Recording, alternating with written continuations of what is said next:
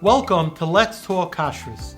Today we are joined by Rabbi Sholey Klein, Kashrus Administrator of Dallas Kosher. Thank you, Rabbi Klein, for joining us. My pleasure.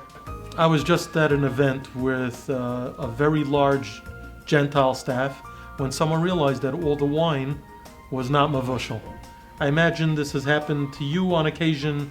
I imagine making sure that the wine is mavushal when you have a Gentile staff is also one something on the checklist.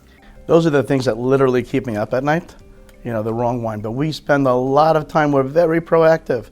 The Mashgiach, we coordinate the Mashgiach's job and to coordinate with the event and the venue and the staff, what the bar list is, what they're serving, what they're not serving, and down to the brand of wine that they're serving, because they know they have to order it. They don't just have it, they're not going to a local store, they're buying it wholesale. The brand of the wine that they're using, and if the wine is mavushal or not. Well, we had an event just before Pesach. We had a very large event where the hotel told us, what wines they were using, and they said it was mavushal, and it wasn't.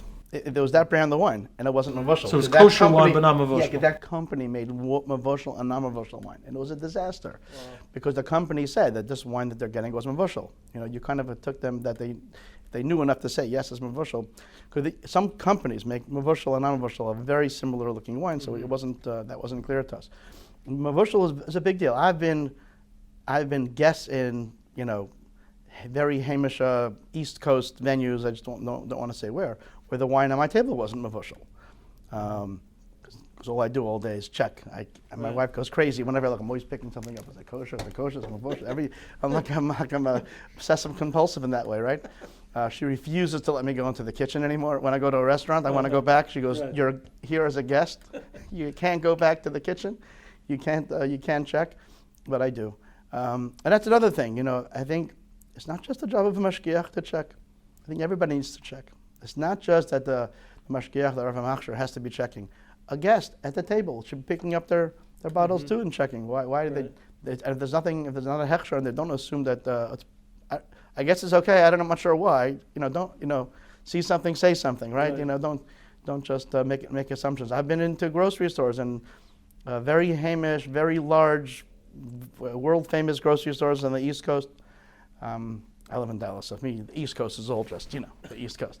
Any place out of Dallas. Right. And there were non-kosher salad dressings, with Romano cheese dressing and other things. I've found non-kosher things on the shelf. That's because I'm a little crazy like that, and I look. But why was I the first person to notice that, right? You're tuned in. I'm tuned in, but I'll get to the consumer in a second. I want to stay in the role of a Mashgiach for a second. Two more items.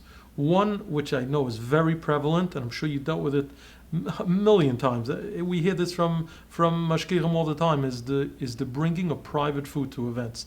People always think, I'm making the event, so why can't I bring my food? If people are trusting me as the Baal Simcha, so I'll bring my grandmother's chocolate cake, there's nothing like it, then we're going to put it on the Viennese table, or whatever it is, whatever the example is.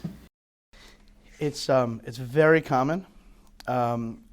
If we're working through a caterer, many times they will let the caterer know, grandma's coming from, we have a lot of South Africans in Dallas, and South Africans have a lot of their very, very favorite delicious desserts or candies that they make, and they want to make it. And for grandma going to the wedding or the bat mitzvah, it's a really big deal. And it's super insulting to them. If we say they can't serve it, it's a really big deal.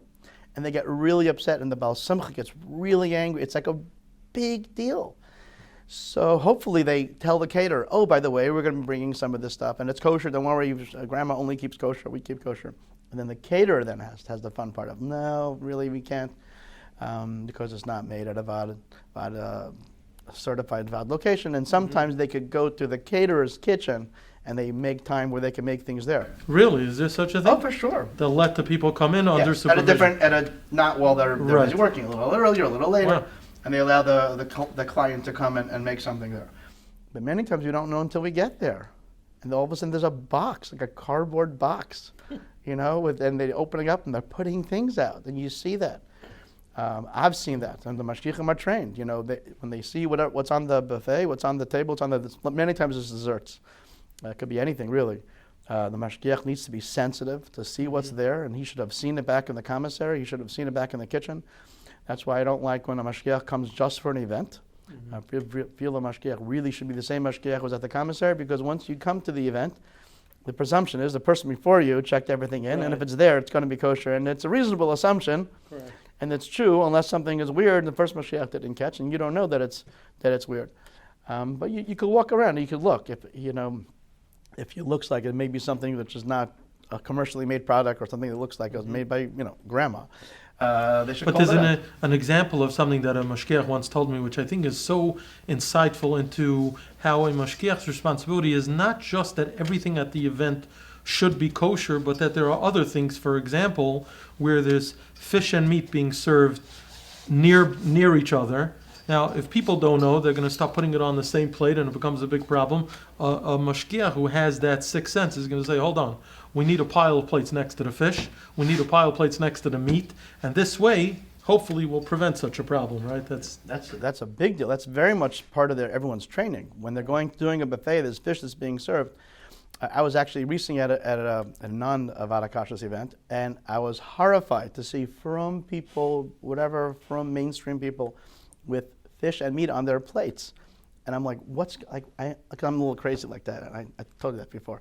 I look at people because that's just what I do. So I didn't know, not only do you want to go into restaurants, kitchens, Right. but you're actually looking on people's plates. Like at a simcha that I was invited, and I'm like looking, and I couldn't believe it. I'm like, what's going on? And I walked to the buffet where it was set up, and the plates, it was set up to go like this way, right? So the plates were here, then there were dishes and mains and sides and starches. But the problem was people were coming from this way. So there were no plates set up on this side. So people who were coming from this direction had plates from whatever was here, which was a meat buffet. And then they went to the next buffet, Which was fish. which had fish. And there's no plates there. Well, because the plates were on the other side, right? You can't tell people where to go, how to come from. So you're saying a mashgiach would have that in mind to make sure Absolutely. that the plates are in the right place. Absolutely right. And actually, what we do in the Vada Kashrus of Dallas, our mashgichim are trained. If there is fish and meat being served in the same buffet, they actually have to have a stack of plates next to the fish. So we actually separate the two buffets, and we annoy party planners. The caterers understand, but we put plates right. There's a stack of plates right there. Give people the opportunity to do the right thing.